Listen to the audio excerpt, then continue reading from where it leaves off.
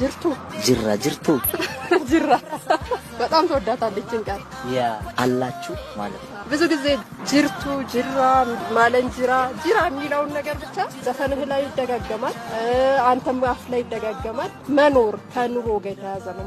አላችሁ አለን ምኑን አለ ነው እንደዚህ ብቻ ግን ግንዱ መኖር ነው። ከሱ ጋር የተያዙ ነገሮች ዘፈኖች ላይ ቢያንስ 3 ዘፈኖች ላይ አሉ። አንተም ደግሞ ጅርቱ ትላለህ ብዙ ጊዜና ምንድነው መኖር ትወዳለህ ወይስ ደግሞ ኑሮ ያሳስባል? መኖርንና አለመኖርን በሁለት ማየት መልካም ይመስለኛል። አንደኛው እያሉ አለመኖርም አለ፣ በህይወት እያሉ ማለት ነው። በህይወት ደግሞ ያው በሞት ተለይቶም አለመኖር አለ ማለት ከ3 ዓመት በፊት ያወጣሁት ዘፈኔ ማለንጅራ ይል ነበር።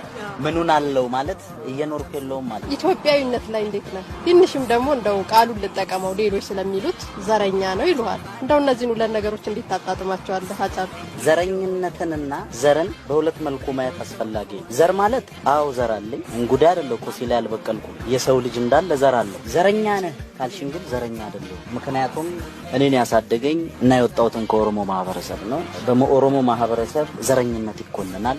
በገዳ ሲስተም ውስጥ ዘረኝነት ይኮንናል። ገዳ ማለት ገደብ የሌለው ዲሞክራሲ ስርዓት ያለበት ነው። እኔ መሆንም ማለት በሆነ እኮ በአስተርጓሚ ነበር ኢንተርቪው የምጠይቀኝ። እኔ አፌን የፈታሁት በኦሮምኛ ነው። ዘረኛ ስላልሆንኩ ግን ነው አማርኛንም ለሌላው ቋንቋም እንዳለ ክብርና አድናቆት አለ።